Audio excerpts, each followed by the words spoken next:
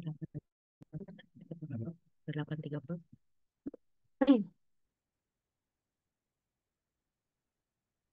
Selamat pagi, Assalamualaikum warahmatullahi wabarakatuh. Salam sejahtera, Om Swastiastu, Namo Buddhaya, salam kebajikan.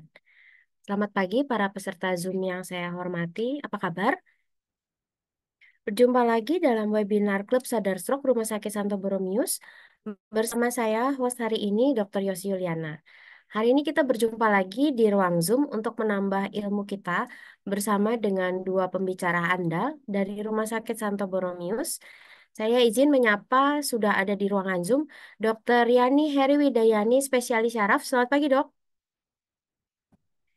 Dan Dr. Melia Mulyati Suri, spesialis syaraf. Selamat pagi, Dokter. Selamat pagi. Kita akan membawa materi yang sangat menarik, yaitu nyeri pasca stroke, gangguan tidur pasca. Terima kasih untuk kedua dokter sudah bergabung bersama kita pada pagi hari ini.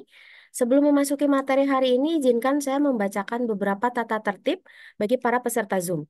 Selama pemaparan materi, kami harapkan untuk mematikan audio atau di-mute, dan silahkan menyalakan kamera jika berkenan. Jika ada pertanyaan, akan dijawab oleh kedua narasumber setelah selesai pemaparan materi, dan peserta boleh mengetik pertanyaan nanti langsung di kolom chat. Di kolom chat juga nanti kami akan membagikan link untuk kuesioner untuk feedback pengadaan webinar pada hari ini yang akan diisi oleh para peserta. Sebelum memulai acara, saya akan membacakan narasumber CV, CV dari narasumber kita yang pertama.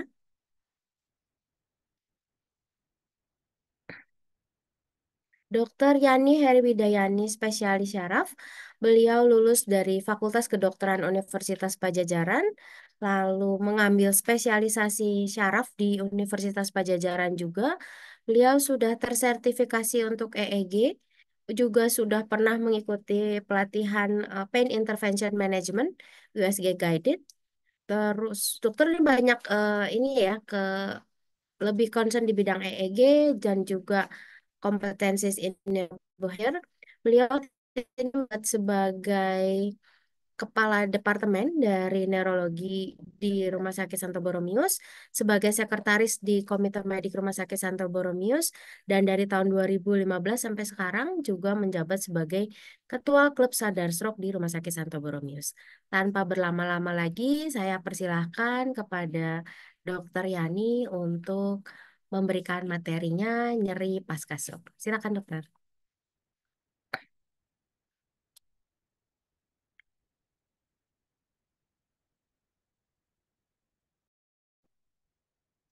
Baik, selamat pagi Bapak Ibu sekalian.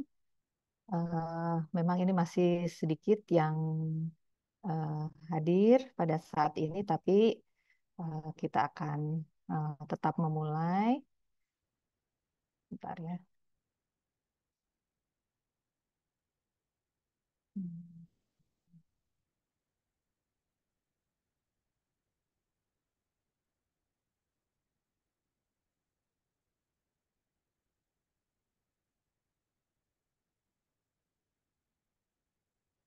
Apakah sudah terlihat slide presentasinya? Sudah dok. Sudah. Baik, Bapak Ibu sekalian, selamat pagi. Assalamualaikum warahmatullahi wabarakatuh. Salam sejahtera, Om Swastiastu, salam kebajikan.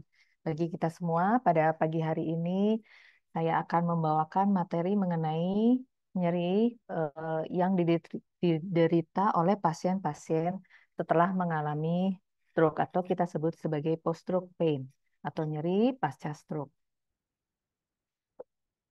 Nyeri pasca stroke adalah rasa sakit yang dirasakan di bagian tubuh tertentu setelah terjadinya stroke. Rasa sakit tersebut dapat dirasakan di area tubuh yang stroke atau di area lainnya. Penyebabnya ada beberapa macam. Salah satunya adalah kerusakan saraf, adanya spastisitas otot atau kekakuan dari otot, dan masalah dari otot serta tulang-tulang dan jaringan di sekitarnya. Hal ini dapat mempengaruhi mobilitas, kemampuan untuk melakukan aktivitas sehari-hari, dan kualitas hidup secara keseluruhan dari pasien, dan untuk kesembuhan dari pasiennya juga berdampak ya. Selanjutnya, gejala dan tanda nyeri pasca stroke adalah rasa sakit. Rasa sakitnya ini bisa dirasakan di area tubuh yang terdampak dari stroke-nya atau di tempat lain yang mengalami gangguan. Sakitnya bisa berupa rasa berdenyut, tajam, atau terbakar. Di samping itu dapat terjadi juga mati rasa atau baal dan kesemutan. Kemudian dapat juga terjadi otot, misalnya pada pasien-pasien yang tidak dilakukan fisioterapi sehingga eh, otot atau anggota gerak yang mengalami kelumpuhan menjadi makin kaku. Sehingga akibatnya adalah terjadi kesulitan bergerak, termasuk kesulitan berjalan, mengangkat lengan, ataupun menggunakan tangan. Jenis-jenis nyeri pasca stroke dibagi menjadi beberapa bagian. Sebetulnya banyak, tapi yang akan saya bicarakan di sini hanya beberapa saja ya. Yaitu salah satunya adalah nyeri neuropatik. Nyeri neuropatik adalah nyeri saraf yang diakibatkan oleh adanya kerusakan saraf. Ini saraf yang dimaksud adalah bisa saraf tepi maupun saraf pusat. Yang dimaksud saraf pusat adalah otak dan sumsum tulang belakang, sedangkan saraf tepi adalah yang saraf-saraf menuju ke tangan kaki, di luar dari saraf di otak maupun di sumsum tulang belakang, yang dapat menyebabkan rasa sakit, kesemutan, atau mati rasa. Jenis nyeri yang kedua adalah nyeri karena gangguan di otot, tulang, sendi, dan jaringan lunak di sekitar otot maupun tulang tersebut yang dapat menyebabkan rasa sakit, kaku, dan kesulitan bergerak. Selanjutnya adalah spastisitas otot atau kekakuan otot, di mana otot menjadi tegang kaku yang dapat menyebabkan rasa sakit dan kesulitan bergerak. Selanjutnya adalah nyeri kepala. Nah, penyebab nyeri kepala ini adalah multifaktor ya. Nah, di sini dilihat ada lingkaran-lingkaran yang bisa mengakibatkan nyeri pasca stroke. Kita membahas satu persatu ya. Yang pertama adalah nyeri neuropatik. Nyeri neuropatik disebabkan adanya kerusakan pada saraf, baik itu saraf pusat maupun saraf tepi. Yang dibahas di sini salah satunya adalah nyeri pasca stroke tipe sentral atau central post stroke pain, yang merupakan salah satu jenis neuropatik terjadi akibat adanya stroke di area tertentu daripada di otak. Ya. CPSP atau Central Post Stroke Pain atau nyeri pasca stroke tipe sentral terjadi 3-6 bulan setelah mengalami stroke. Mengapa 3-6 bulan? Karena pada saat itu terjadi perubahan dari sel-sel jaringan di otak yang di mana perubahan tersebut dapat mengirimkan sinyal-sinyal nyeri sehingga terjadi nyeri pada di daerah yang terdampak stroke. Angka kejadiannya 7-8% dari penderita stroke. Salah satunya bagian dari otak yang bisa apabila terjadi kerusakan dapat mengakibatkan nyeri adalah di daerah talamus atau di daerah bagian dalam dari otak yang kita sebut sebagai thalamic pain syndrome. Karena terjadi perubahan sensasi yaitu menjadi hipersensitif atau nyeri yang sangat akan timbul di bagian tubuh yang terdampak dari stroke.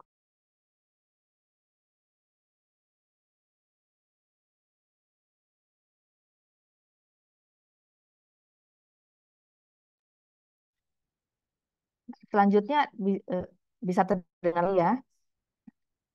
Selanjutnya juga bisa terjadi perubahan pada kulit meliputi perubahan suhu, jadi lebih panas atau lebih dingin. Kemudian warna kulit bisa kemerahan, bisa kebiruan. Terus tekstur dari kulit menjadi lebih kasar, ya, kemudian menjadi lebih dingin dan bisa sampai terjadi bengkak pada anggota gerak yang terdampak dari stroke.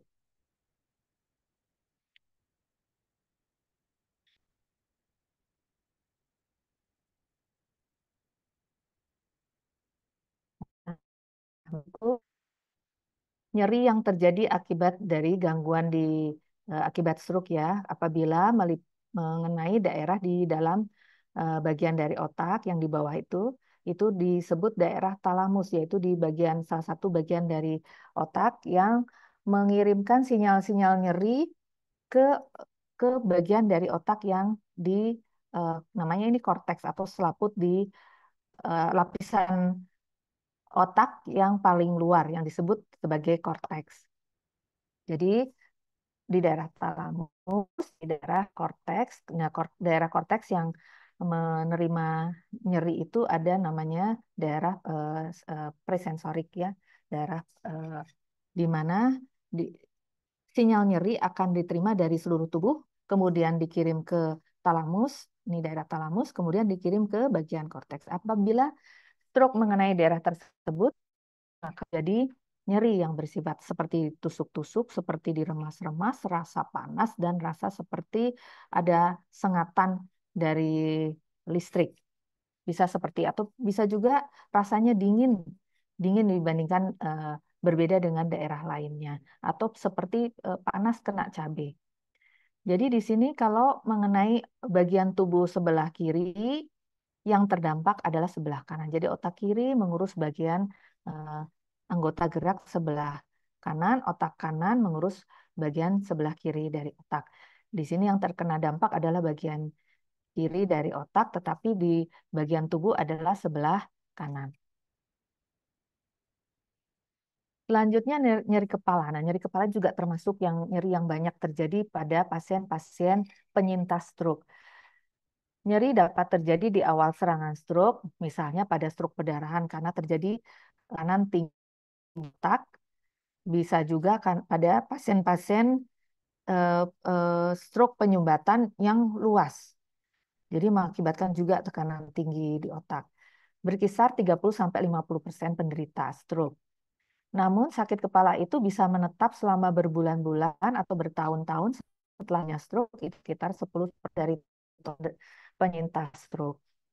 Jenis kepala Jenis nyeri kepala yang terus-menerus atau persisten pasca stroke umumnya karena nyeri kepala tipe tegang 50% diikuti nyeri migrain 31%.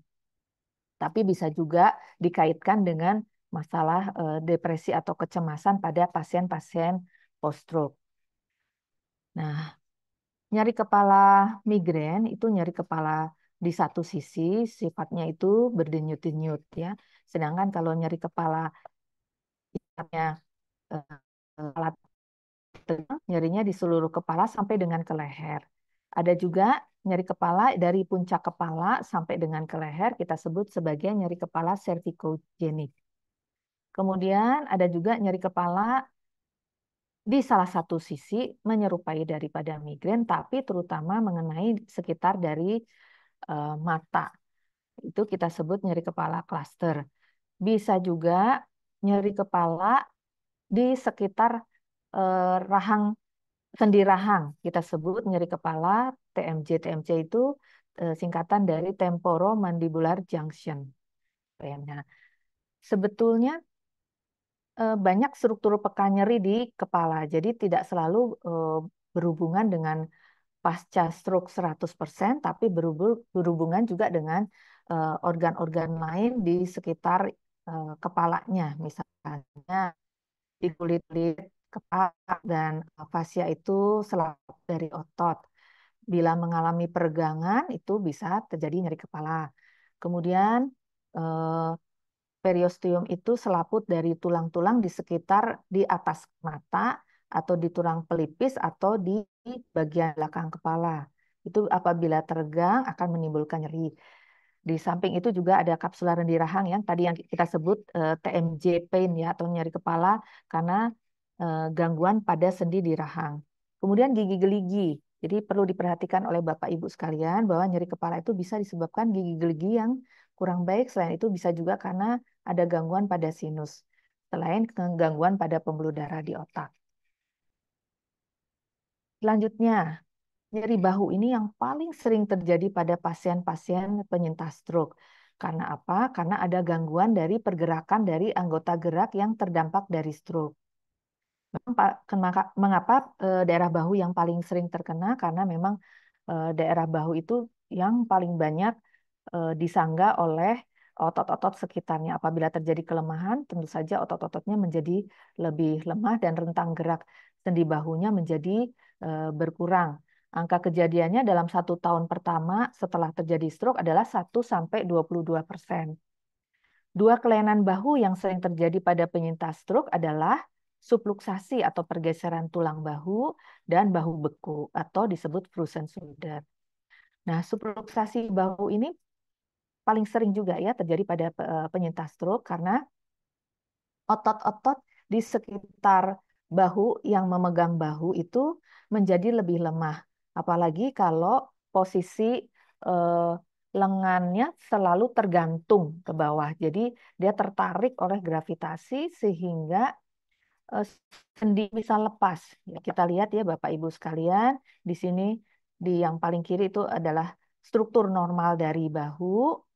Yang kedua adalah pergeseran eh, tulang bahu dari kapsulnya ke arah depan. Anterior itu depan. Jadi bergeser ke arah depan. Bisa juga bergesernya ke arah belakang. Jadi ini bergeser dari mangkuk sendinya ke arah normalnya adalah seperti ini. Sehingga mengakibatkan kesulitan gerak, kelemahan, dan keterbatasan rentang gerak daripada bahu. Selain otot-ototnya lemah, otot-ototnya juga bisa menjadi kaku. Kaku, kemudian mengalami peradangan dan berubah menjadi jaringan ikat, sehingga geraknya tidak terjadi pergeseran dari sendi, tetapi terjadi perubahan pada struktur-struktur dari jaringan ikat sekelilingnya menjadi lebih kaku dan mengalami juga pengapuran, sehingga gerakannya menjadi berkurang digerakkan ke kanan, ke kiri, ke atas, ke belakang itu nyeri sekali. Hal ini memerlukan tindak lanjutan berupa fisioterapi ya Bapak Ibu sekalian. Di rumah sakit ini ada bagian dari rehabilitasi medik yang menangani untuk masalah ini. Selain itu juga bisa dengan dilakukan penyuntikan atau kita di sini ada klinik nyeri untuk melakukan penyuntikan terutama pada yang bahu beku atau frozen shoulder untuk mengurangi peradangan di daerah sendi di sekitar bahu. Selanjutnya nyeri punggung bawah atau yang kita kenal sebagai low back pain atau sama dengan nyeri pinggang. Dapat disebabkan berbagai faktor, diantaranya adalah atau cedera pada otot di sekitar eh, punggung bawah, kemudian juga bisa terjadi cedera pada tulang-tulangnya maupun ligamen atau jaringan ikat di antara dari tulang-tulang tersebut. Mengapa bisa terjadi cedera? Karena terjatuh, terbentur, atau gerakan yang salah berulang-ulang. Di samping itu terjadi kekakuan otot yang bisa terjadi karena jarang bergerak. Jadi pada penyintas stroke, apabila terlalu lama duduk, jarang aktivitas, itu akan mempengaruhi dari kekakuan otot ataupun dari tulang-tulangnya. Kemudian postur tubuh yang buruk seperti kebiasaan memungkuk, mendorong, menarik yang berlebihan. Kemudian berat badan berlebih atau obesitas itu mempengaruhi stabilitas dari tulang-tulang di daerah pinggang. Pekerjaan sering mengangkat beban berat atau memungkuk. Masalah lainnya adalah osteoporosis atau artritis atau pukulan. Kemudian ada juga masalah lainnya seperti adanya batu ginjal yang nyerinya menyerupai nyeri akibat gangguan di otot. Dan ada masalah saraf ataupun gangguan pada organ dalam. Misalnya sakit mah nyerinya itu bisa disebarkan ke bagian pinggang.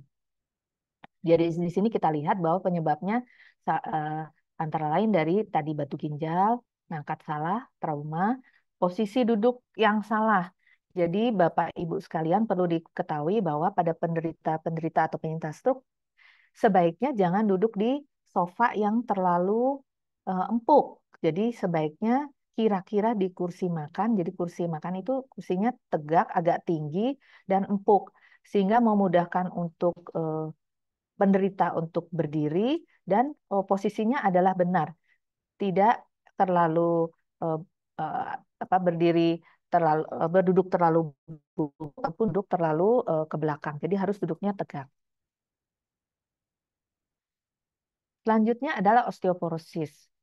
Osteoporosis sendiri eh, kalau ringan itu memang tidak menimbulkan gejala nyeri, tapi apabila eh, terjadi osteoporosis yang berat, kemudian terjadi retakan pada tulang, itu bisa mengakibatkan nyeri.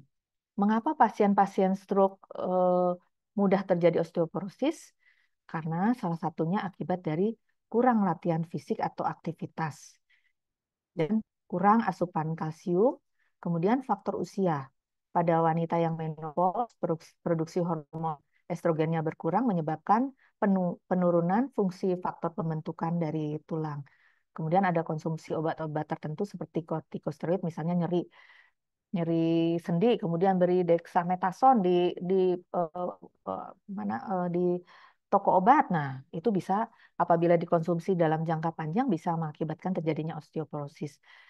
Kemudian gaya hidup yang kurang sehat seperti merokok dan lain-lain. Kemudian kurang paparan sinar matahari.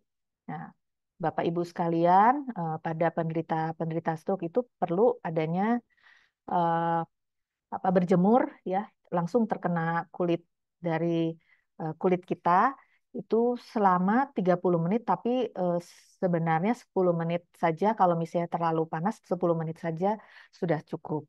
Nah, tulang-tulang yang berisiko untuk terjadinya osteoporosis mulai dari atas itu ya, itu tulang rahang, tulang daerah lengan, kemudian juga di pergelangan tangan, mulai dari tulang-tulang belakang dari leher sampai dengan ke punggung sampai dengan ke pinggang dan tulang ekor, kemudian tulang paha. Ya. Di rumah sakit kami sudah ada pemeriksaan untuk mengenali osteoporosis, yaitu densitometri ya. Selanjutnya adalah osteoartritis. Perbedaan osteoartritis dengan osteoporosis, kalau osteoporosis tulangnya menjadi lebih keropos, lebih berongga-rongga. Kalau osteoartritis eh, perubahan terutama pada eh, daerah sendinya di mana ada kerusakan dari jaringan tulang rawan yang melapisi tulang sehingga tulangnya saling bergesekan sehingga kesulitan untuk digerakkan.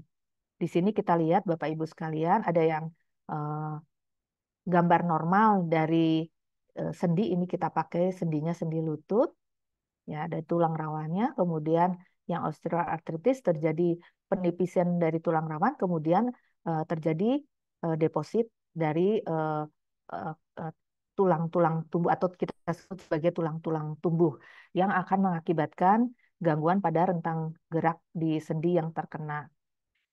Ya, yang bisa terkena ya bisa daerah tulang-tulang belakang, bisa di lutut, kemudian bisa di tulang selangkang atau tulang pinggang, kemudian bisa di tangan, dari jari tangan sama kaki. Yang gejala yang dirasakan adalah rasa nyeri yang meningkat ketika sendi digerakkan, sedikit membaik ketika beristirahat. Sendinya bisa membengkak sampai berubah bentuk dan rasanya kadang-kadang terasa panas. Kekakuan pada jari-jari tangan, kaki, lutut, panggul, terutama di pagi hari, dan akan membaik setelah digerakkan perlahan. Dan kesulitan untuk naik turun tangga, kemudian kadang-kadang sendinya sampai berbunyi ketika digerakkan. Nah, nyeri lutut. Salah satu penyebab nyeri lutut adalah tadi disebutkan osteoartritis atau pengapuran dari sendi-sendi, tapi di samping itu juga bisa terjadi cedera atau terkilir ligamennya, sobek ligamen itu jaringan ikat di sekitar dari sendi yang mengalami robek atau tulang rawannya robek akibat jatuh misalnya. Terus tadi kondisi-kondisi seperti osteoartritis, kemudian osteoporosis juga bisa, kemudian berat badan berlebih karena lutut menopang berat badan. Jadi apabila berat badan berlebih, berarti bisa terjadi nyeri lutut yang berlebihan. Atau penggunaan lutut yang terlalu sering, misalnya yang aktivitasnya banyak jongkok berdiri atau naik turun tangga. Selanjutnya adalah akibat dari spastisitas dan kontraktur. Yang disebut spastisitas adalah kekakuan atau tegang dari otot. Yang disebut kontraktur adalah di mana otot yang terkena dampak itu memendek, sehingga menjadi kesulitan dan untuk timbul rasa nyeri. Nyeri terkait spastisitas dan kontraktur itu sekitar 65% dari penderita stroke, kemudian ditandai dari peningkatan tonus otot yang mengakibatkan kekakuan, dan kemudian hari bisa terjadi pemendekan dari otot-otot yang terkena dampak, mengganggu aktivitas, tapi juga menimbulkan nyeri. Ada penelitian melakukan hubungan kuat antara spastisitas pasca stroke dengan nyeri. 72% pasien dengan spastisitas mengalami nyeri, sedangkan 1,5% saja pasien yang non-spastik mengalami nyeri. Karena itu penanganan spastisitas yang tepat penting untuk jenis nyeri yang ini, yaitu dengan si medik atau fisioterapi. Dampak dari nyeri pasca stroke pada kualitas hidup, tidurnya menjadi terganggu. Nah, masalah tidur ini nanti akan dibicarakan oleh Dokter Mei, ya, nyeri terhadap gangguan pasca stroke. Kemudian juga mengganggu suasana hati karena nyeri kronis dapat mengakibatkan depresi, kecemasan, gangguan suasana hati sehingga mengakibatkan aktivitasnya menjadi makin kurang, yang sudah terbatas menjadi berkurang. Nah, kemudian aktivitas lain yang terbatas adalah aktivitas sehari-hari seperti mandi, berpakaian, dan memasak yang harusnya bisa, tetapi karena nyeri jadi berdampak untuk penurunan kualitasnya. Bagaimana mendiagnosa nyeri pasca stroke? Yaitu salah satunya dengan pemeriksaan fisik. Jadi Bapak Ibu memang sebaiknya melakukan kontrol rutin kepada dokter setempat supaya bisa mengenali gejala nyeri pasca stroke sedini mungkin sehingga dapat mengurangi akibat lanjutan dari nyeri tersebut. Dilakukan baik pemeriksaan fisik, neurologis, maupun pemeriksaan pencitraan, baik MRI, CT scan, bisa ronsen, bisa. Penata laksanaannya tujuannya adalah untuk mengurangi nyeri dan meningkatkan fungsi berupa obat-obatan yang ditujukan untuk meredakan nyeri. Nah, ini memang obat nyeri itu memang harus dilihat satu persatu pasien ya. Jadi Bapak Ibu sekalian, obat nyeri kepala tidak boleh sembarangan diberikan pada pasien-pasien penyintas stroke, harus menyesuaikan kondisinya. Kemudian antidepresan itu kalau diperlukan, dan obat-obat anti kejang ini tujuannya adalah untuk mencegah nyeri neuropatik. Tujuannya adalah untuk memutus sinyal nyeri yang terus-menerus dari otak daerah yang terdampak eh, sehingga akan mengurangi nyeri. Kemudian terapi fisik berupa exercise oleh pasien dan keluarga sendiri. Di samping itu juga bisa dibantu dengan fisioterapi, tujuannya untuk membantu meningkatkan otot, rentang gerak, koordinasi, mengurangi spasisitas dari otot, dan meningkatkan mobilitas. Nah, terapi okupasi ini tujuannya untuk meningkatkan kemampuan untuk melakukan aktivitas harian seperti memakai pakaian, mandi, dan memasak. Terapi lainnya bisa akupunktur atau terapi pijat. Nah, di rumah sakit kami ada klinik akupunktur ya, kemudian juga ada klinik rehabilitasi medik. Peran dari terapi fisik dan okupasi dan manajemen nyeri penting untuk meningkatkan kekuatan otot, meningkatkan rentang gerak dari sendi-sendi yang terdampak, dan membantu koordinasi. Koordinasi maksudnya adalah supaya pasien dapat melakukan aktivitas misalnya berjalan atau menggunakan tangan, sehingga mengurangi nyeri dan meningkatkan fungsi. Ya, tadi terapi fisik untuk meningkatkan kekuatan otot, rentang gerak, koordinasi, mengurangi spasisitas otot dan meningkatkan mobilisasi, okupasi untuk meningkatkan aktivitas hariannya. Prognosis adalah outcome ke depannya dan pencegahan nyeri pasca stroke bervariasi tergantung pada penyebabnya dan keparahannya dan respon terhadap pengobatannya. Oleh karena itu penting adalah mencegah terjadinya nyeri pasca stroke dengan pengendalian, juga salah satunya adalah faktor risiko dari stroke supaya tidak terjadi stroke berulang yang akan mempengaruhi rentang gerak dari sendi dan lain-lain. Kemudian juga perawatan stroke tepat waktu, eh, bila terjadi stroke segera berobat, kemudian rehabilitasi yang memadai. Demikian Bapak Ibu sekalian, terima kasih atas perhatiannya. Semoga apa presentasi yang saya bawakan ini berguna bagi Bapak Ibu sekalian. Selamat pagi. Terima kasih. Si Yani penjelasannya luar biasa lengkap sekali. Kita baru tahu nih sekarang ternyata bahwa selain gangguan gerak, ternyata pada pasien-pasien pasca stroke juga bisa ditemui nyeri yang mengganggu. Sebelum Bapak Ibu mempersiapkan pertanyaan, boleh langsung diketik di kolom chat. Tapi kita akan bahas nanti setelah selesai pemaparan dari narasumber yang kedua. Narasumber kita yang kedua, Dr. Melia Mulyati Suryadi, spesialis syaraf, juga memiliki CV yang tidak kalah mengesankan. Izinkan saya membacakan CV beliau.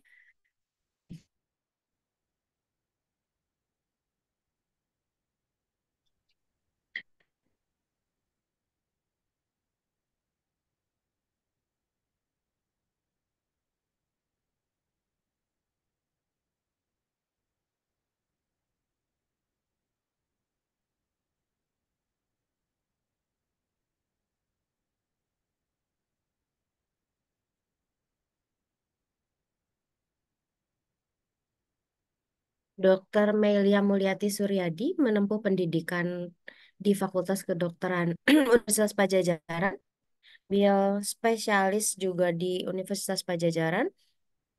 Beliau sudah mengambil fellowship on clinical epileptology and electroencephalography di Jepang, sudah tersertifikasi sebagai electroencephalographer EEG Certification Hmm. Examination. Saat ini beliau bertugas di Rumah Sakit Santo Borromeus dan saat ini akan bersiap-siap ya dok ya untuk men-sharekan eh, materi beliau mengenai gangguan tidur pasca stroke. Saya juga mengingatkan kepada Bapak Ibu yang sudah bergabung di Zoom untuk bisa mengisi link feedback seminar pada hari ini dengan men-scan barcode yang sudah tampak di layar Bapak Ibu sekalian.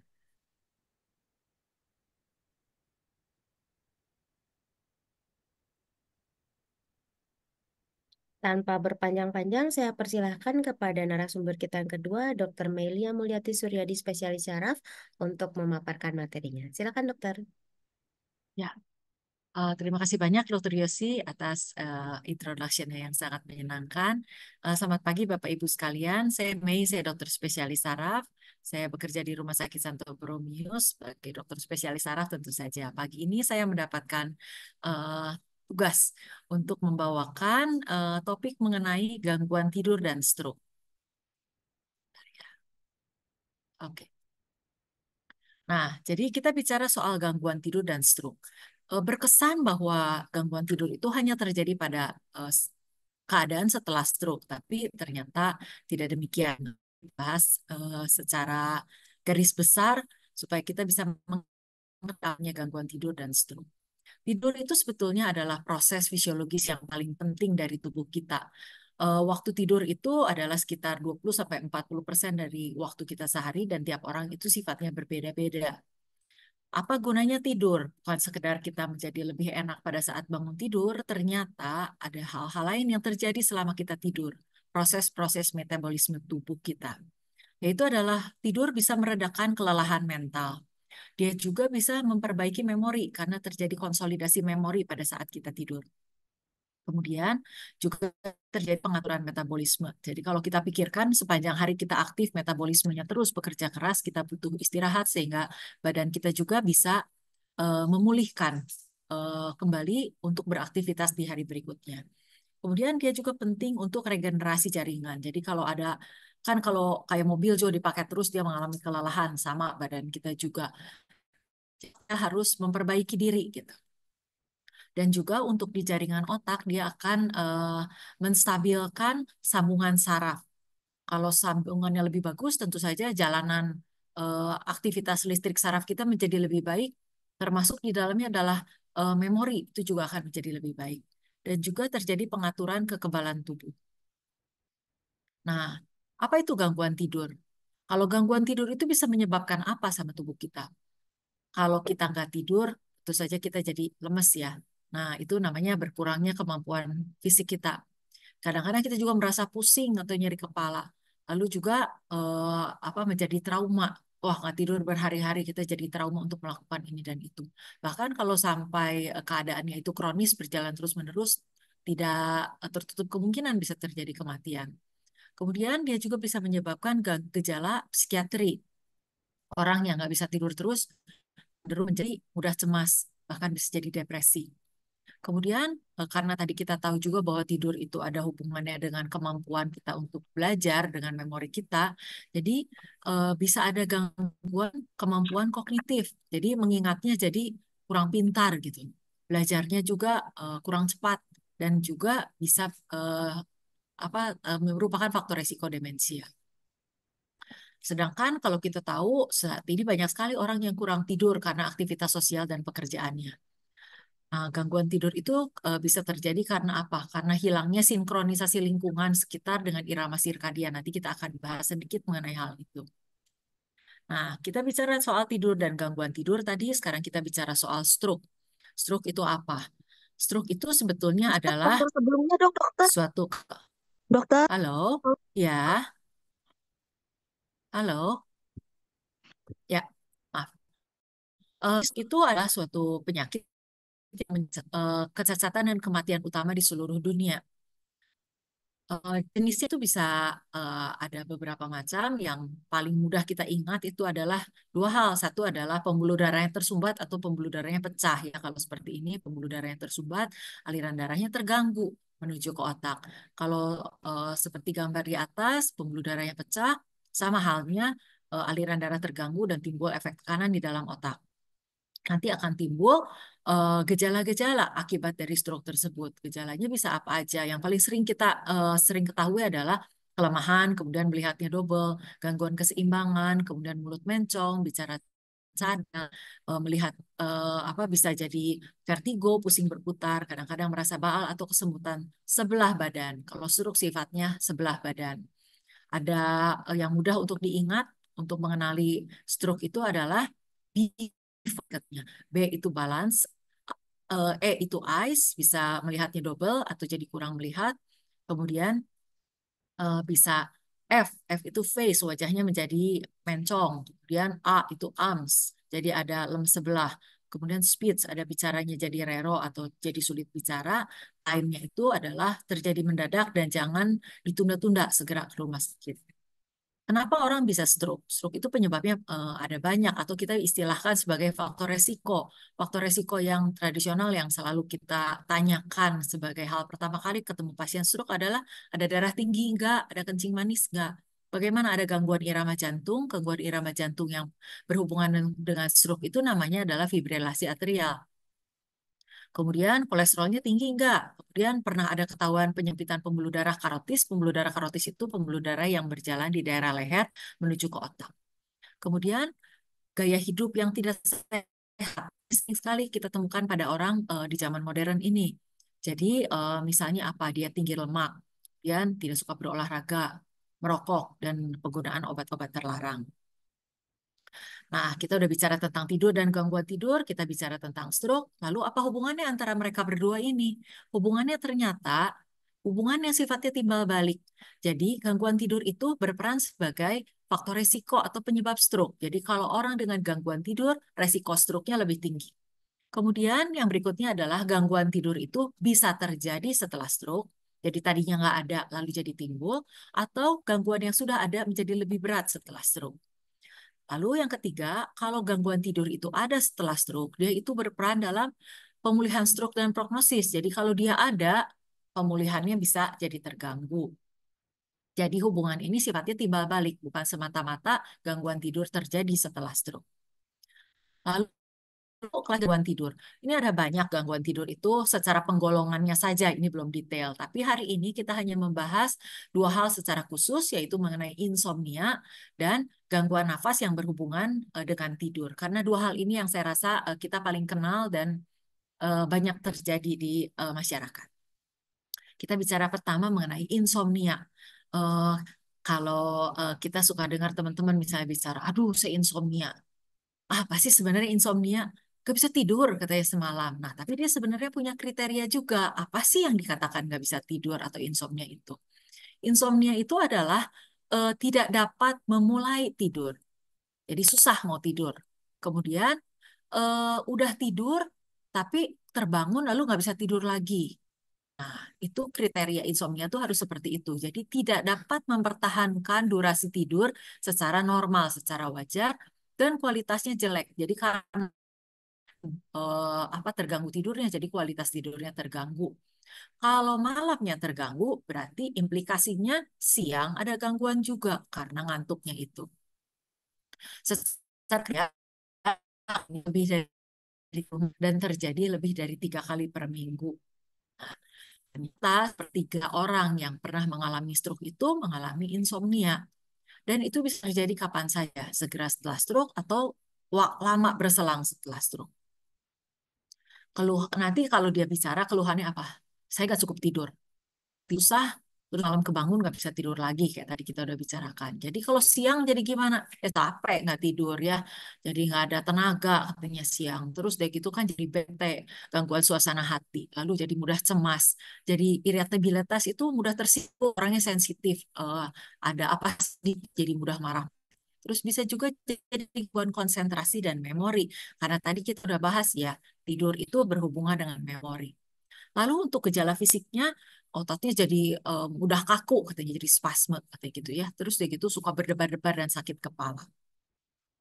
Kalau kita menghadapi insomnia dengan gejala siang harinya seperti ini, terus orangnya stroke, harus ikut rehabilitasi. Gimana ceritanya? Pasti orangnya nggak akan mau ya. Aduh, saya capek hari ini, saya nggak mau fisioterapi, katanya. Latihan bicara apa lagi? Katanya suruh ngomong-ngomong, apa kunyah-kunyah. Ah, nggak mau, katanya gitu. Jadi nanti akibatnya rehabilitasinya jadi tidak baik. Insomnia itu berhubungan dengan lokasi stroke-nya, lalu ada penyakit sebelumnya atau tidak, dan juga berhubungan dengan faktor lingkungan.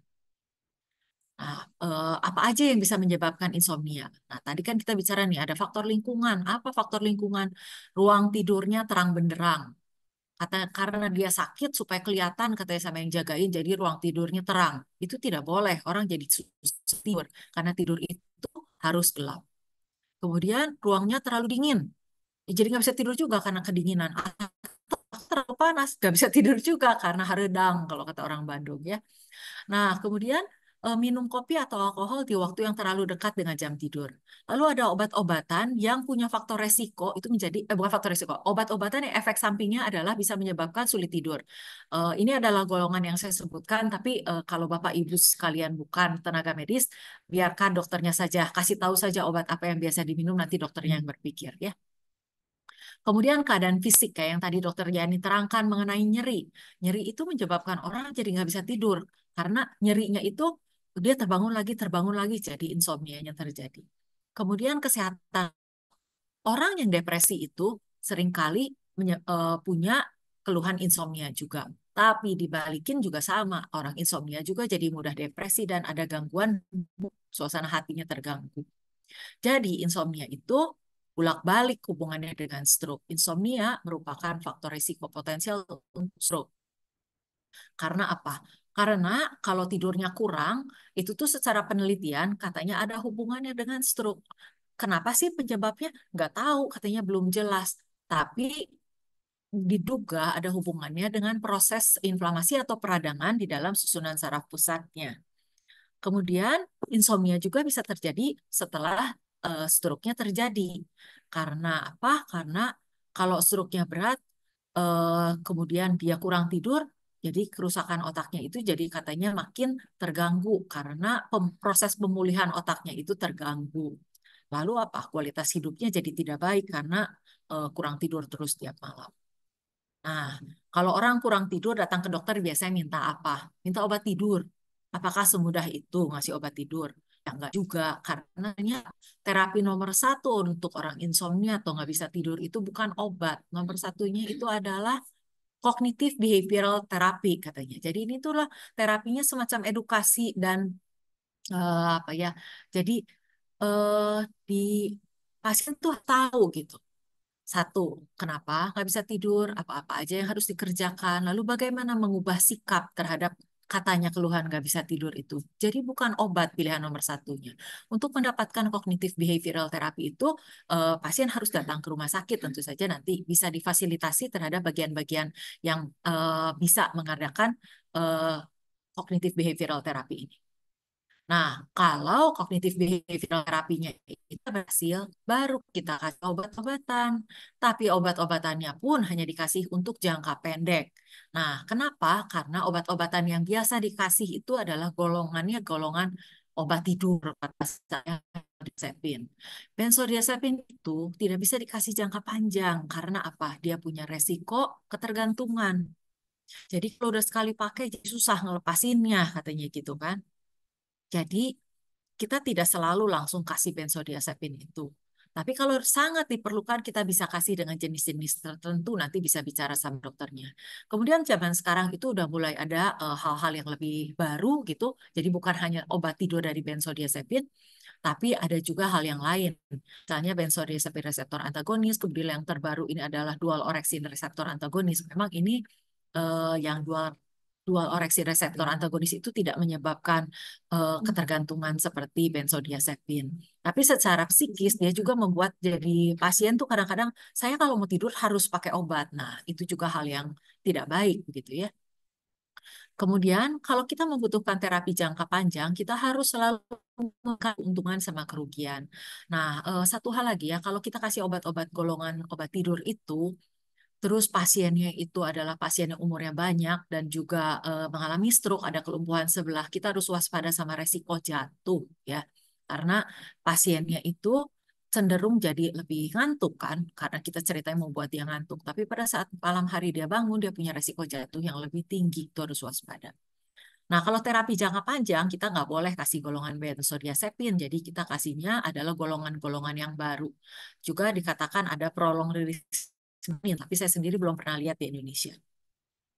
Kemudian terapi lain yang bisa menolong itu adalah terapi cahaya dan olahraga, lalu akupuntur itu bisa digunakan.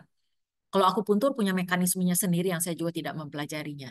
Tapi kalau terapi cahaya dan olahraga, olahraga itu membuat badan kita tuh lebih bugar. Kita harus mengerjakannya pada saat siang hari supaya pada saat malam hari kita udah cukup berolahraga dan kita siap untuk tidur. Olahraga yang dilakukan pada saat malam hari juga itu bukan hal yang benar. Kemudian terapi cahaya. Tadi sempat kita bicarakan bahwa cahaya itu berpengaruh. Jadi kalau tidur itu harus gelap. Nah, jadi kalau orangnya insomnia gak bisa tidur, berarti kalau malam hari lampunya harus gelap.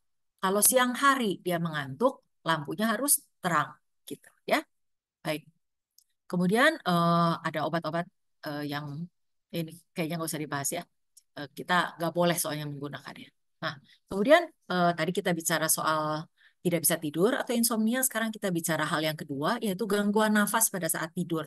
Kalau pakai bahasa kedokteran itu namanya sleep apnea. Sleep kan tidur ya pakai bahasa Inggris. Kalau apnea itu artinya tidak bernafas. Jadi bukan nggak napas terus-terusan. Kalau nggak napas terus-terusan, mah ya urusannya adalah pulang ke rumah. Tapi kalau ini adalah nafasnya berhenti sesaat saat tidur. Hal ini tuh masih kurang dikenal sama masyarakat. Tapi nanti kalau kita bicarakan mengenai gejalanya, mungkin Bapak Ibu ada yang jadi, oh itu toh yang disebut gitu ya.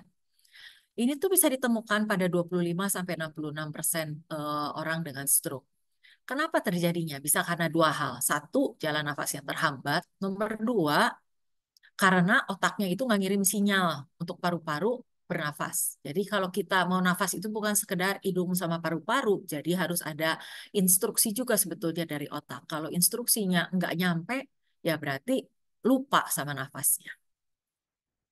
Nah, yang kita bahas hari ini adalah yang nomor dua, ya, nomor satu, yang jalan nafas terhambat. Saya tidak membicarakan mengenai yang otak tidak kirim sinyal. Meskipun dua hal ini bisa sama-sama terjadi pada pasien stroke.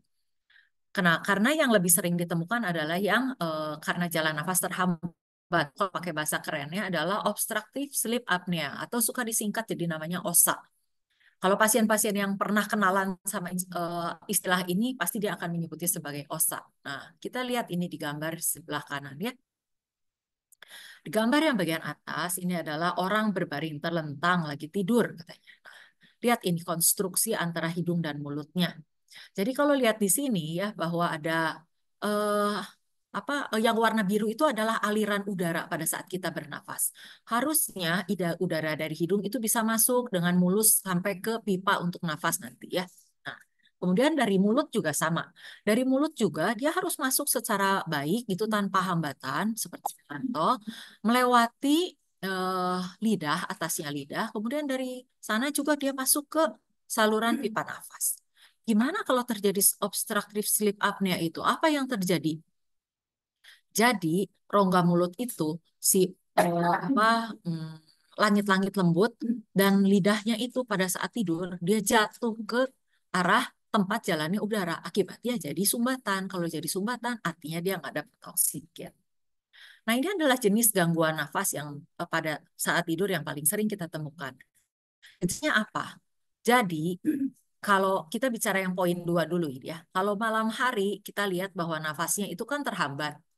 Jadi, pada saat nafas terhambat, dia tuh nafasnya berhenti, terus satu titik kan dia merasa saya butuh napas. Jadi dia akan terbangun, terus nafasnya jadi kayak ngorok gitu ya, atau kayak orang keselak gitu, atau kayak terengah-engah. Terus sudah gitu dia kebangun.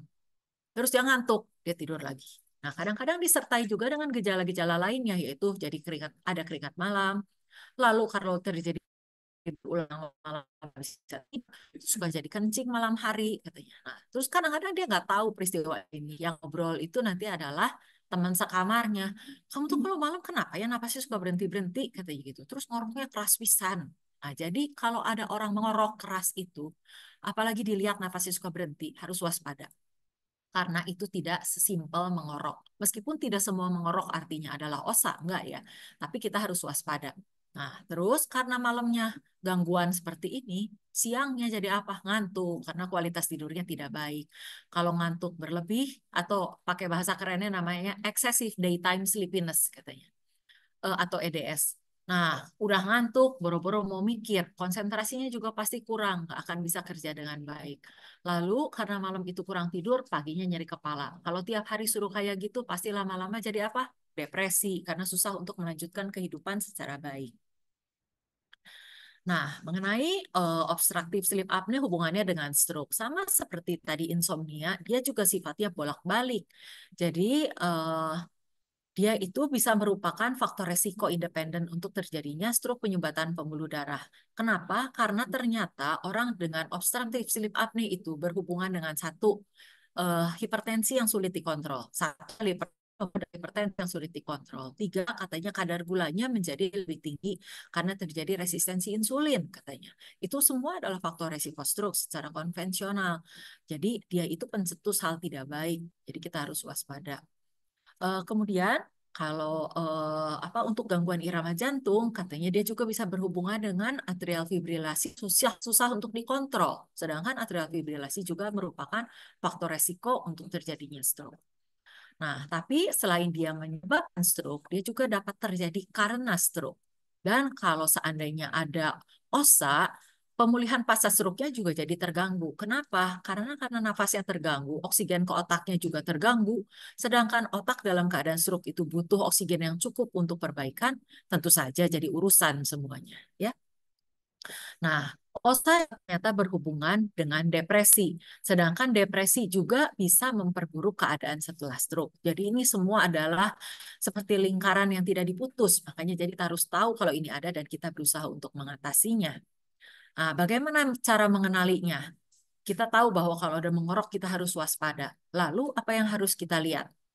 Kita pakai kuesioner katanya ya, kuesionernya yang terkenal kita itu adalah yaitu SoftBank, sama satu lagi adalah app, itu bisa dikerjakan secara sederhana oleh orang sekalipun.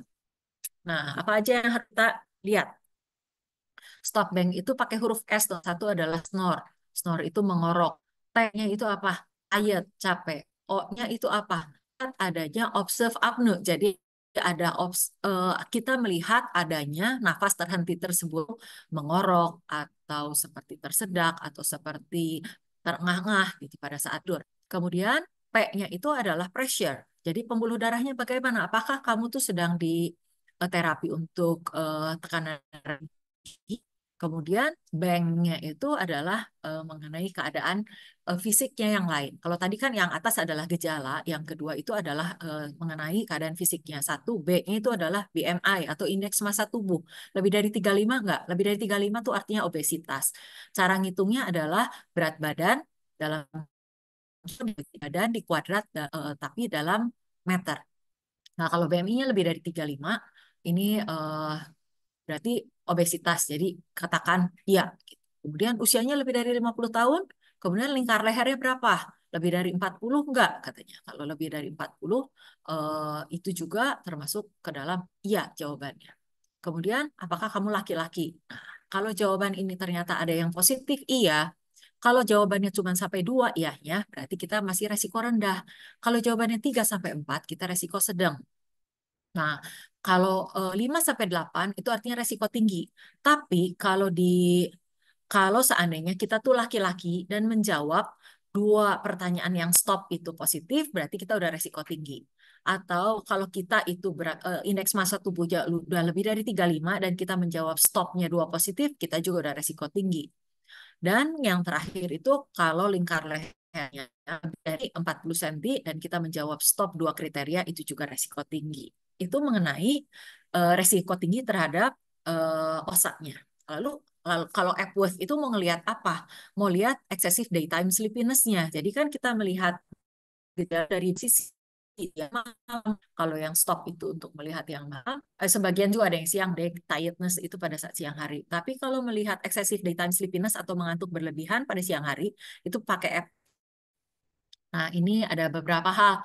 Apakah kamu mudah tidur dalam keadaan apa? Duduk dan membaca, nonton televisi, atau kalau duduk diam aja langsung tidur, misalnya gitu.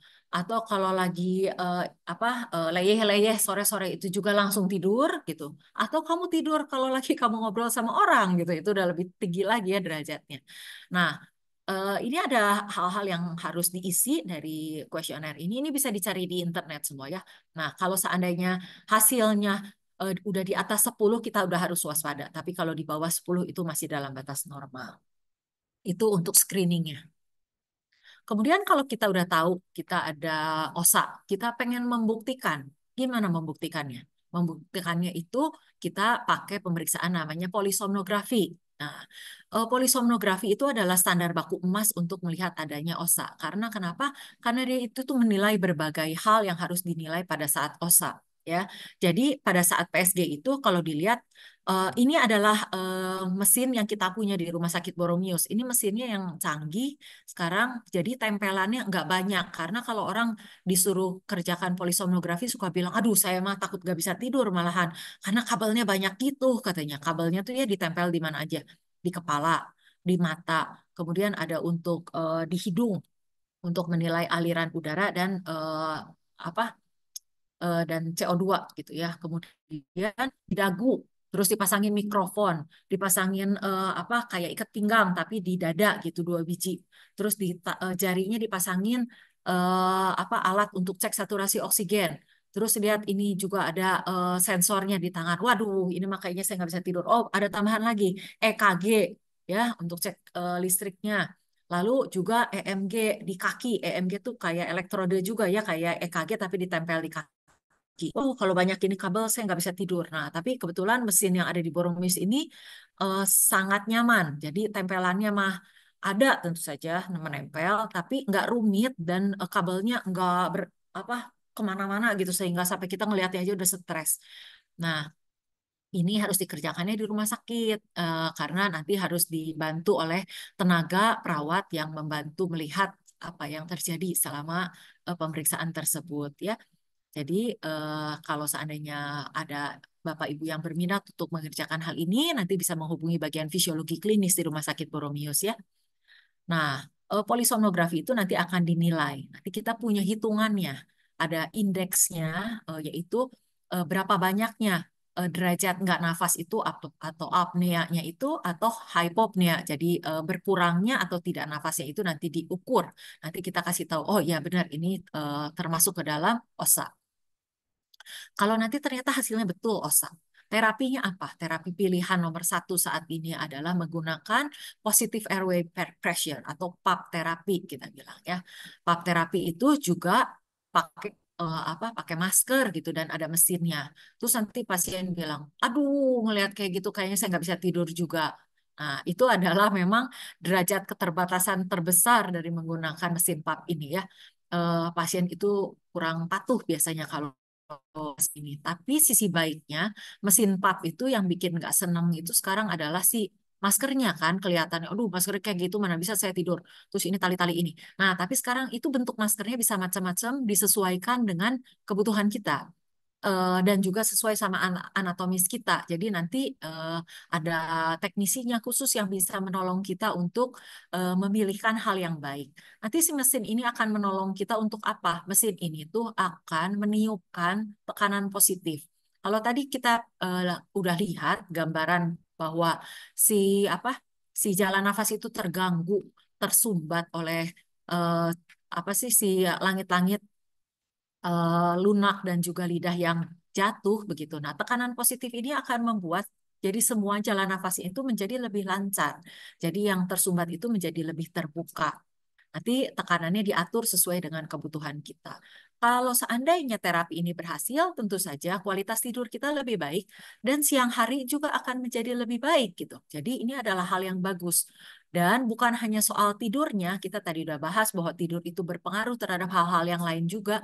Jadi resiko terjadinya hipertensi yang sulit terkontrol menjadi lebih rendah, resiko untuk kencing manisnya menjadi lebih rendah, kemudian juga atrial fibrilasinya mungkin jadi lebih mudah dikontrol. Jadi kalau kayak gitu, faktor resiko stroke-nya juga diturunkan. Ini adalah hal yang baik. Jadi itu bisa dibicarakan. Jadi jangan ngelihat alat, udah dah gawat ini masih nggak bisa. Kita harus bicarakan dengan baik. Tapi kalau seandainya hal ini tidak bisa menolong, masih ada alternatif nggak? Ada alternatifnya, misalnya tindakan bedah. Kalau seandainya ada apa sih? eh, Anatomis kita yang tidak baik misalnya, yang bisa dikoreksi secara tindakan bedah, ya bisa kita pakai tindakan bedah. Juga ada alat-alat khusus yang dipasang di mulut misalnya, ya bisa kalau memang bisa kita kerjakan. Tapi kadang-kadang memang susah diadaptasi kalau pada pasien stroke. Nah, kemudian kalau nggak mau coba alat itu, pakai cara paling sederhana apa? Sering tidurnya menjadi tersumbat nafasnya kalau kita tidurnya terlentang. Gimana? Cobain tidur miring. Bisa nggak tidur miring? Kalau tidur miring ternyata kita membaik sih apa osanya, kita pakai alat untuk mencegah tidur terlentang katanya. Ya, kalau pakai sederhana dulu mah pasang bantal di belakang. Jadi kita nggak akan tidur terlentang. Nah, tapi kalau enggak, kita bisa pakai alat yang lain. Kemudian juga bisa ada nasal trumpet katanya. Dan yang penting adalah jangan suka minta obat tidur. Jadi obat tidur itu membuat otak menjadi lebih buruk. Eh, ini saya pikir nggak usah kita bahas. Nah, eh, kalau kita eh, ada gangguan tidur, nomor satu yang harus kita perhatikan itu adalah sleep hygiene kalau pakai bahasa Inggris. Kalau kita terjemahkan pakai bahasa Indonesia, tips pola tidur yang baik. Apa aja sih yang harus kita perhatikan kalau kita pengen punya pola tidurnya baik? Nomor satu, kita harus punya jadwal tidur bangun yang teratur. Jangan nanti jam 12, nanti jam 1, nanti jam 10, nanti jam 9. Itu tidak baik. Badan kita tuh paling suka segala sesuatu yang sifatnya teratur. Jadi usahakan untuk punya ritme yang teratur. Nah, kalau seandainya kita tidur malamnya jelek nih, gimana? Tetap aja bangunnya sama jam sesuai. Ya, jangan dilanjutkan tidurnya. Terus, kalau kita suka pasang alarm, itu juga kalau zaman sekarang tuh alarm di handphone kan ada snooze ya. Jadi kalau kita udah bunyi alarm, snooze deh 5 menit lagi suruh dia bunyi lagi gitu. Itu tuh ternyata nggak boleh. Kita tuh kalau udah alarmnya bunyi sebaiknya bangun. Snooze itu membuat kita tidur lagi dan pada saat tidur lagi itu stadium tidurnya itu kagok. Jadi kalau kagok nanti kita bangun malahan kita jadi gak enak kayak orang mabok gitu kayak hangover. Nah, itu penting diperhatikan. Lalu lingkungannya harus kita atur. Tadi udah disebut-sebut beberapa kali. Harus gelap, suhunya harus nyaman, jangan terlalu dingin, jangan terlalu panas. Kalau seandainya apa gelap itu faktornya kalau kita suka takut tidur terlalu gelap ya kita pakai lampu tidur tapi nggak boleh ada di atas jadi sejajar sama mata kita dia harus lokasinya di bawah supaya kita tidak terlalu terganggu dengan cahayanya. Kemudian usahakan untuk relaksasi sebelum tidur. Dan ini yang sangat amat penting. Hindari TV atau gadget sebelum tidur. TV di dalam kamar tidur itu kontraproduktif untuk tidur. Jadi sebaiknya kita nonton TV di luar. Karena apa? Karena cahaya dari TV dan gadget itu mengandung yang katanya namanya sinar biru. Sinar biru itu sangat berpengaruh terhadap proses untuk badan kita tidur. Irama sirkadian sangat terganggu. Melatonin, produksi melatonin tubuh kita untuk menolong kita tidur juga sangat terganggu. Jadi, hindari TV dan gadget sebelum tidur. Sejam sebelum tidur harus sudah off. Kemudian, Nah, di sisi lain, cahaya itu menolong untuk bangun. Jadi, kalau kita masih teler bangun pagi, buka gorden cepat-cepat supaya sinar cahaya terang itu menolong kita untuk lebih bangun. Tapi sebaliknya malam hari kita kurangi cahaya supaya kita bisa tidur. Kemudian olahraga harus teratur, tapi olahraganya harus dikerjakan sebelum 3 jam sebelum kita mau tidur. Ya, itu batas terakhirnya itu 3 jam. Karena kalau habis olahraganya heboh, adrenalin naik, kita nggak bisa tidur. Jadi kerjakan di waktu yang tepat. Kemudian relaksasi pada siang hari, bisa latihan nafas, tapi juga malam hari juga penting untuk relaksasinya. Lalu, usahakan untuk tidak tidur siang. Pasien yang kualitas tidur malamnya buruk, siang tuh suka pengen tidur. Nanti jadwal tidurnya tambah acak-acakan. Jadi, kita usahakan untuk tetap pooling tidurnya itu ada di malam hari, bukan dipindahin sebagian ke siang hari. Kalau sampai tidur siang, nggak boleh terlalu sore. Dan juga disarankan tidur siang itu tidak lewat dari 30 menit katanya. Karena itu juga stadium tidurnya buat kita jadi apa kayak orang mabok. Kalau udah melakukan segala sesuatu masih belum berhasil, lebih baik datang ke dokter untuk ngobrol. Kira-kira masalah saya itu arahnya kemana? Karena gangguan tidurnya jenisnya. Nah, kalau sebelum pergi ke dokter, ada bagusnya juga udah mulai mengamati. Saya itu model tidurnya kayak gimana dan dibikin diary-nya. Jadi, oh saya tuh tidur jam sekian, bangun jam sekian gitu. Nanti dilihat sama dokternya, oh ternyata ini kayaknya polanya gimana. Gitu. Termasuk jam tidur siangnya juga. Hubungi sleep clinic. Oh ya, mengenai sleep tracker ya, sleep tracker ini tuh sebenarnya sekarang kita di smartwatch kalau Bapak Ibu ada yang menggunakan jam pintar itu, di situ tuh ada yang suka bisa menangkap pola tidur. Dia menggunakan aktigrafi biasanya. Boleh dicoba dilihat apakah tidur saya baik atau awalnya dari sleep tracker tersebut. Nah, tidur juga berpengaruh terhadap pemulihan stroke. Meskipun mekanismenya belum diketahui dengan baik, tapi dikatakan bahwa tidur itu berperan untuk neuroplastisitas, jadi kemampuan otak menimbulkan jaringan baru. Kan tadi juga kita udah bilang ya, tidur itu memang berhubungan dengan neurogenesis. Jadi ini sangat bagus. Pola tidur yang buruk itu akan membuat pasien kesulitan melakukan rehabilitasi kontrol motorik. Dan tidur yang baik itu penting untuk suasana hati dan kualitas hidup yang lebih baik. Nah, kita sudah selesai dengan topik yang sudah kita bicarakan. Jadi hal yang penting untuk kita ingat hari ini adalah gangguan tidur itu berhubungan erat dengan stroke dan sifatnya bolak-balik. Dia itu berperan sebagai penyebab stroke, dia bisa terjadi setelah stroke, dan dia juga berperan dalam proses pemulihan stroke dan prognosisnya ke masa depan. Lalu gangguan tidur itu tentu saja disesuaikan dengan jenis gangguan tidurnya, tapi secara garis besar kita bisa mengusahakan adanya sleep hygiene yang baik, perubahan gaya hidup, kemudian menggunakan obat-obatan bila perlu dengan kendali dokter, kemudian cognitive behavioral therapy untuk insomnia, dan positive airway pressure untuk OSA. Terima kasih atas perhatiannya. Mudah-mudahan hal-hal ini bisa membukakan pikiran dan juga bisa menolong Bapak Ibu sekalian atau orang-orang di sekitar Bapak Ibu. Terima kasih.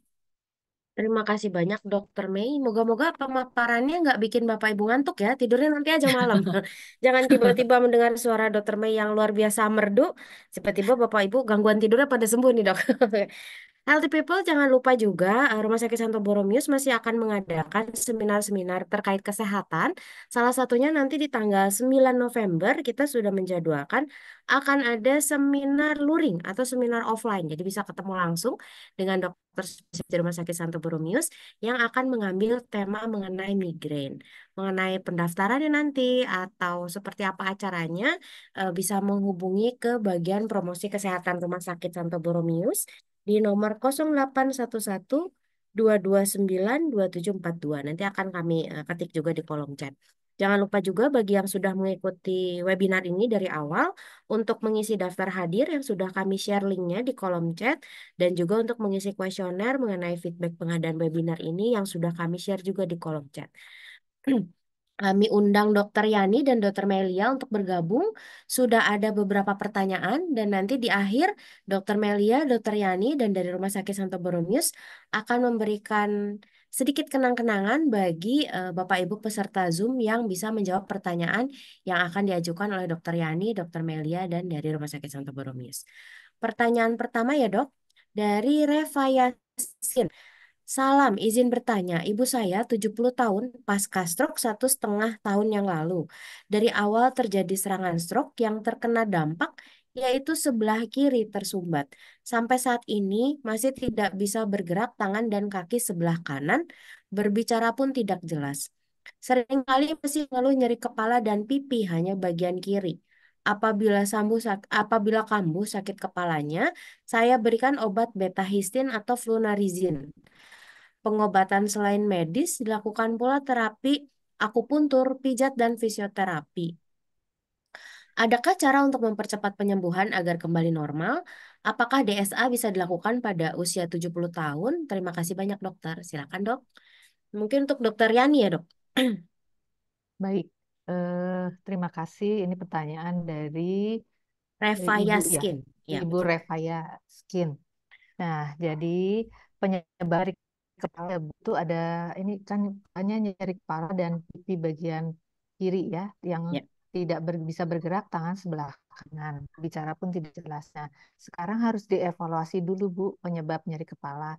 Tadi dan pernah sampaikan bahwa penyebab nyeri kepala banyak.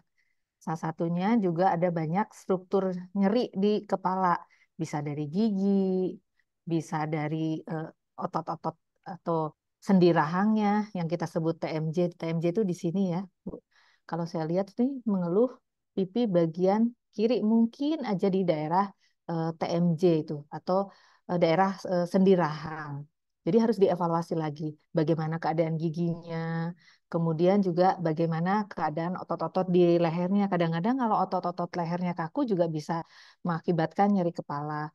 Kemudian yang memicu juga antara lain misalnya bagaimana tidurnya, pola tidurnya, kemudian bagaimana posisi tidurnya, bagaimana pada posisi ibu saat duduk itu sangat mempengaruhi untuk nyeri kepala. Nah, sekarang harus dibedakan juga antara nyeri kepala dengan pusing. Kalau pusing itu eh, yang disebut itu adalah berputar, melayang atau seperti mau jatuh. Itu memang obatnya adalah beta-histin atau flunarizin. Sedangkan kalau nyeri kepala di luar dari itu berbeda lagi. Jadi kalau pendapat saya itu ibu udah betul dengan melakukan akupunktur, fisioterapi, tapi ada baiknya untuk melakukan kontrol rutin kepada dokter saraf setempat ya untuk berkonsultasi kembali apa penyebab nyeri kepala. Kemudian apakah DSA bisa dilakukan pada usia 70 tahun? Jadi begini Bu, DSA itu ada namanya indikasi. Indikasi itu apa yang menyebabkan pasien itu bisa dilakukan DSA. Jadi DSA itu untuk menilai eh, keadaan pembuluh darah di mana pada usia 70 kalau terjadi stroke akut itu bisa dilakukan DSA untuk misalnya mengambil sumbatan, sekalian untuk mengambil sumbatan. Tapi DSA untuk sekedar melihat pembuluh darah saja, kita sebaiknya melakukan pemeriksaan yang non-invasif dulu. Jadi pemeriksaannya bisa dengan CT angiografi atau MR angiografi itu ada di Boromius. Jadi dilakukan itu dulu sambil kemudian konsultasi dengan dokter saraf untuk apakah perlu dilakukan DSA atau tidak. Demikian. Barangkali dokter Mei ada tambahan? Ya. Terima kasih. Semoga sudah jelas tadi jawabannya ya Ibu Reva ya. Jadi terapi yang dilakukan sudah tepat ya dok, tapi jika masih ada keluhan sebaiknya dikonsultasikan lagi dengan dokter yang selama ini merawat atau bisa juga melakukan second opinion ya dok ya ke dokter Benar. yang lain. Pertanyaan berikutnya dari Ibu Irma, mungkin ini untuk dokter Melia. Jenis obat apa saja dok yang menyebabkan orang sulit tidur? Silakan dokter.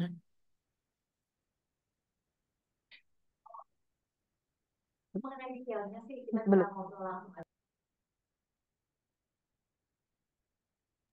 Ya, ya. Jadi mengenai detail obat-obatnya itu bisa dibicarakan sama dokternya, tapi secara garis besar itu ada obat darah tinggi yang bisa menyebabkan kesulitan untuk tidur ya. Tapi ya itu juga kan sifat kalau efek samping itu nggak selalu muncul pada semua orang. Jadi itu makanya kita harus bicarakan dulu sama dokternya. Kemudian juga obat darah tinggi itu beta blocker atau Juga ada katanya obat antidepresan juga menyebabkan efek sampingnya itu adalah insomnia. Tapi sekali lagi harus bicara dulu sama dokternya karena tidak selalu obat-obat tersebut yang merupakan penyebab. Kita juga harus selalu balik lagi mencari faktor lain dari eh, hal-hal yang lebih sederhana. Apakah pola tidurnya memang tidak baik dalam artian karena berbaring terus, pasien stroke itu kan seringnya berbaring terus ya. Kalau berbaring terus dianya apa siang udah ketiduran berkali-kali, itu bukan karena obatnya, itu mah karena dia udah tidur banyak pada saat siang hari, jadi jadwal tidur bangunnya terganggu. Kira-kira seperti itu. Kalau seandainya datang ke dokter, sebaiknya udah membawa daftar obat ya Bu ya, supaya jadi dokternya lebih mudah untuk memilah kira-kira mana-mana obat yang harus disesuaikan. Gitu kira-kira Bu. Baik, jadi ada banyak obat yang bisa menyebabkan, tapi bisa juga ada faktor-faktor lain ya dok. Misalnya kalau Ya, lansia kan kadang-kadang siang hari tuh tiba-tiba ketiduran, ketiduran gitu ya dok. ya, Mungkin malam hari jadi ya, pola tidur berubah juga ya dok. betul, A- betul sekali. Atau konsumsi kafein seperti teh atau kopi juga bisa pengaruh ya dok. Oh bisa, itu sebabnya makanan dan minuman yang sifatnya itu membuat kita sulit tidur itu harus dihindari kira-kira 3 jam sebelum tidur.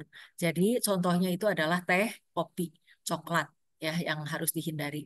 Ada kalau eh, literatur asing itu bilang juga Coca-Cola katanya, Coke, Kok apa sih, cola ya. ya, oh, Itu juga harus dihindari pada saat malam hari.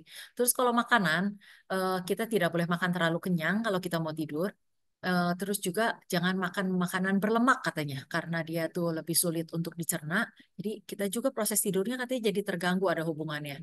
Terus satu lagi yang kemarin saya baru baca adalah makanan yang terlalu berempah, no. spicy food katanya. Itu juga harus dikurangi kalau kita pengen punya kualitas tidur yang baik. Gitu dong. Jadi itu ya Ibu Irma, jawabannya ada banyak obat yang menyebabkan, yang bisa menyebabkan seseorang mengalami kesulitan tidur, tapi sebaiknya dikonsultasikan dengan dokter sebelum memutuskan obat mana yang dihentikan atau dirubah Ya, dosisnya atau dirubah ya, waktu minum obatnya ya. ya. Oke, berikutnya dari Bapak Sugeng Santoso. Salam kenal, nama saya Sugeng S. Saya stroke sudah berulang. Badan terasa kebas dan sakit, tidak nyaman, sampai saat ini sebelah kanan. Saya pernah menanyakan terasa sesak, tetapi dokter malah menyatakan itu tidak ada kaitannya. Bagaimana ini dok? Silakan. Mungkin untuk dokter Rian ya dok. Silakan. Baik, selamat pagi Bapak Sugeng. Jadi untuk penyebab nyerinya tadi saya memang sudah membahas bahwa nyeri setelah stroke itu bisa ada berbagai macam penyebab. Salah satunya adalah nyeri neuropatik. Nah, nyeri neuropatik sendiri itu artinya ada eh, eh, gangguan atau nyeri akibat kerusakan dari saraf. Nah, nyeri neuropatik sendiri itu terbagi lagi menjadi nyeri karena adanya gangguan saraf di eh, pusat dan nyeri karena saraf tepi. Nah, memang kalau untuk Bapak Sugeng, memang kalau saya sendiri sih saya harus periksa kembali nyerinya itu seperti apa karena memang belum tentu berhubungan dengan stroke-nya. Bisa aja dengan misalnya untuk nyeri neuropatik yang karena penyebabnya saraf perifer bisa karena dari diabetes misalnya. Itu ada yang disebut nyeri neuropatik karena diabetes. Nah, kemudian kalau mengenai masalah sesak itu harus dievaluasi kembali penyebab sesaknya apa. Bisa karena memang gangguan dari jantung, memang gangguan dari paru, atau juga gangguan dari eh, asam lambung yang naik ke atas atau kita sebut sebagai GERD itu juga bisa rasanya seperti sesak di dada. Belum tentu sesaknya itu karena dari nyerinya. Nah, kalau memang penyebab sesaknya dari nyerinya, kita harus evaluasi kembali. Kalau saran saya, Pak, berkonsultasi dengan dokter saraf terdekat di tempat Bapak. Begitu, terima kasih. Itu ya Bapak Sugeng. Jadi memang bagi yang belum mengalami stroke harus dikendalikan faktor resikonya jika ada ya dok. Dan jika yang sudah Benar, mengalami stroke itu harus tepat penanganannya dari awal pada saat selama mengalami stroke sampai sesudahnya pun tetap harus ada kontrol rutin ya dokter ya. benar, benar. Oke. Ini ada ada pertanyaan, apakah materinya bisa di-share? Webinar ini akan ditayangkan di kanal YouTube Rumah Sakit Santo Borromeus. Jadi Bapak Ibu sekalian, ataupun untuk yang belum bisa bergabung tapi membutuhkan ilmu-ilmunya pada hari ini, bisa melihatnya nanti di kanal YouTube Rumah Sakit Santo Borromeus di Rumah Sakit Santo Borromeus Official. Oke, dan untuk jadwal-jadwal seminar-seminar berikutnya juga bisa diikuti atau dilihat di sosial media Rumah Sakit Santo Borromeus. Untuk lanjutannya dari Bapak Sugeng Santoso, beliau minum obat diabetes dan obat tensi katanya dok. Baik, Pak. Jadi nyerinya itu bisa karena gangguan saraf tepi ya, Pak ya. Jadi bukan akibat dari stroke-nya. Jadi memang bisa karena akibat stroke maupun akibat komplikasi dari diabetesnya untuk nyeri-nyeri rasa panas dan lain-lainnya. Jadi memang Baik, harus ada obat khusus yang diberikan. Yang memberikannya memang sebaiknya memang dokter saraf. baik. Demikian. Terima kasih. Dari Dokter Mei ada tambahan atau ada tanggapan? Oke. Selanjutnya ada pertanyaan dari Ibu atau Bapak Atik. Dokter, saya mau bertanya, saya stroke sebelah kiri dan mata kiri saya rasanya pedih. Itu kenapa ya dok? Kira-kira kenapa dok? Maaf, Dokter Yani masih di mute. Oh iya.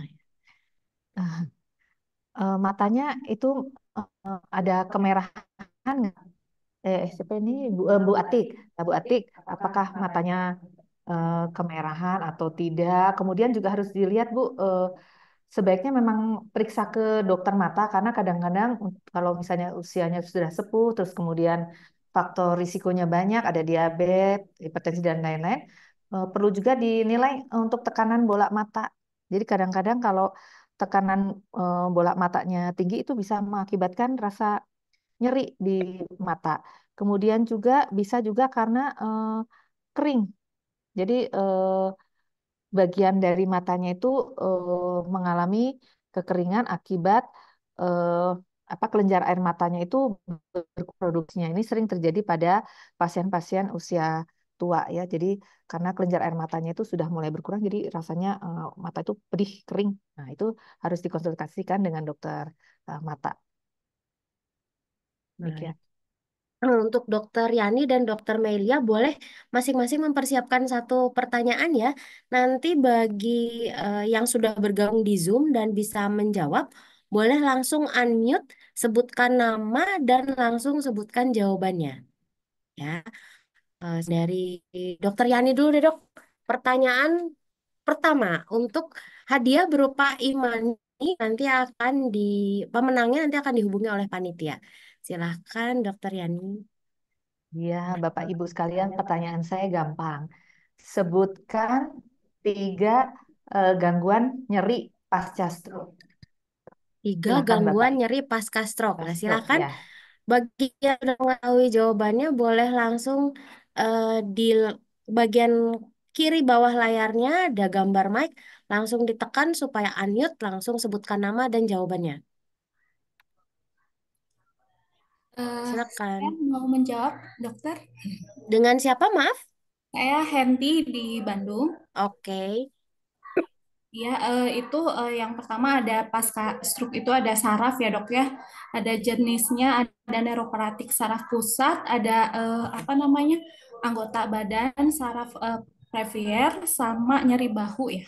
Itu nyerinya nyeri spastisitas ada juga nyeri kepala itu. Oh, Semoga betul baik. jawabannya. Terima kasih. Ya, baik. Aduh, betul sekali, Bu. Ya, bagus sekali. Waduh, Bagus. luar Hebat. biasa Terima ya. Luar biasa. kasih dokter. Ya, Sudah memperhatikan dengan baik ya, Dok. ya. Oke, untuk Dokter Mei, Dok, pertanyaannya. Oke. Ya, eh, sebutkan 3 tips tidur yang baik. Tiga 3 tips tips tidur tidur yang baik. yang baik. Persiapan tidur yang baik tadi sleep hygiene. Izin menjawab, Dok. Atas nama siapa, silakan. Atas nama Irma. Irma, oke. Ya, saya coba jawab ya, Dok. Iya, Ya, Bu Irma. Pertama, mempertahankan jadwal bangun tidur yang teratur. Ya, Terus, eh, membuat lingkungan tidur yang nyaman, Ya, baik cahaya itu gelap, dengan suhu ruangannya nyaman. ya, Yang paling penting hindari TV atau gadget sebelum tidur, tadi kata ya, dokter. betul sekali. Terima Hebat. kasih. Ya, cepat Untuk jawabannya ya. menyimak ya. Luar Bagus biasa. sekali. Ya, Berarti nggak tidur tadi pas ya, pas pemaparan ya, Dok? ya. Oke, yang terakhir dari Rumah Sakit Santo Borromeus nih, saya mau bertanya kepanjangan dari KSS. Pertanyaan ini berlaku untuk yang non karyawan ya, boleh langsung dinyalakan audionya dan menjawab kepanjangan dari KSS. Wah, ini yang paling susah nih kayaknya nggak ada yang bisa jawab. Silakan.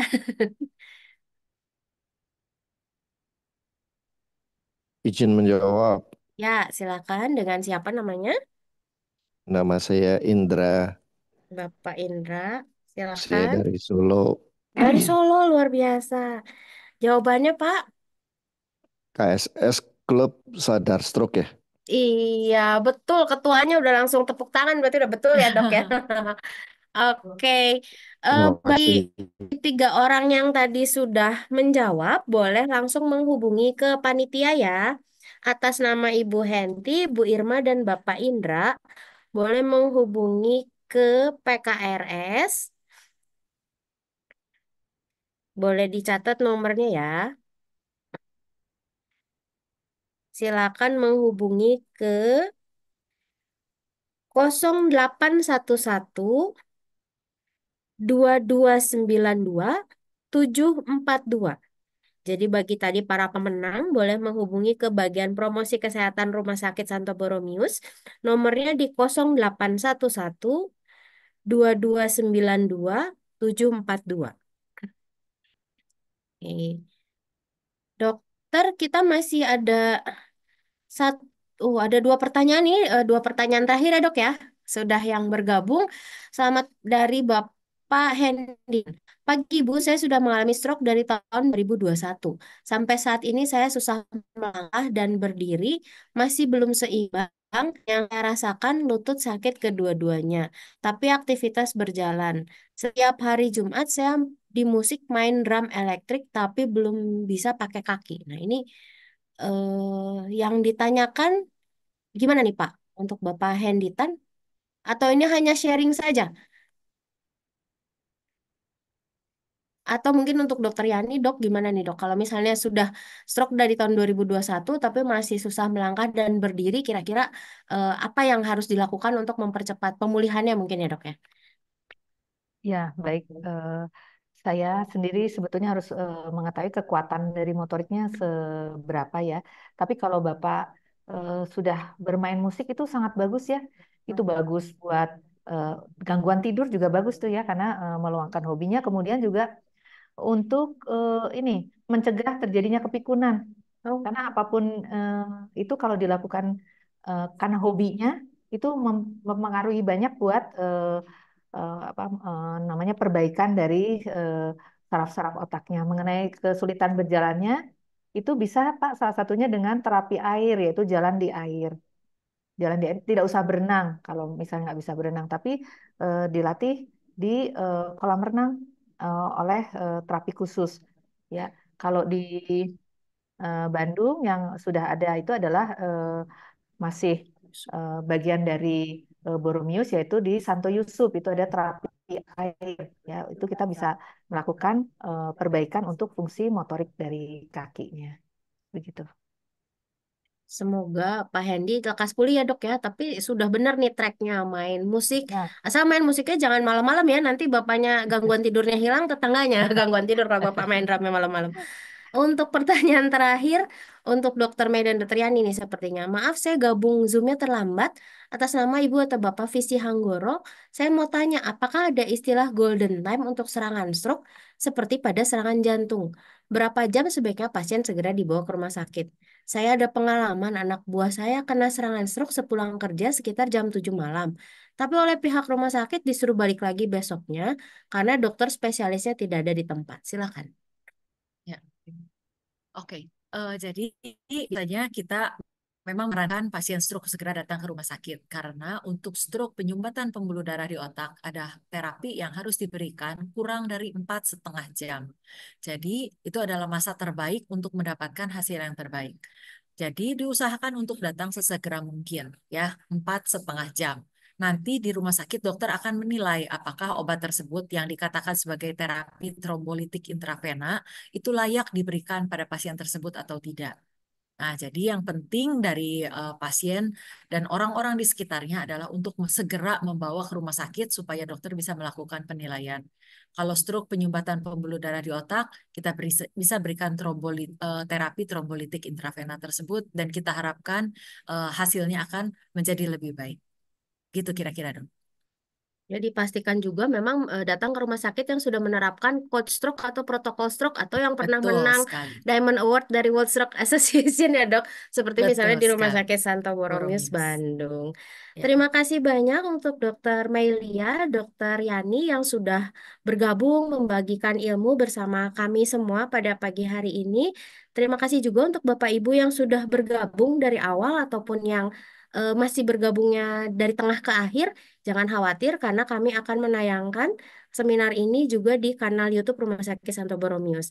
Untuk kegiatan-kegiatan Rumah Sakit Santo Borromeus berikutnya, boleh bergabung atau follow di sosial media kami di Instagram dan TikTok di @rsboromius. Untuk melihat jadwal praktek Dr. Yani dan Dr. Melia, boleh ke website kami di www.rsboromius.com. Dan jika yang berada di area Bandung dan sekitarnya yang mau berobat atau mau kontrol ke Rumah Sakit Santo Borromeus, supaya daftarnya lebih satset dan mudah, boleh mengunduh aplikasi Borromeus Mobile Apps baik untuk iPhone ataupun Android. Oke, maaf.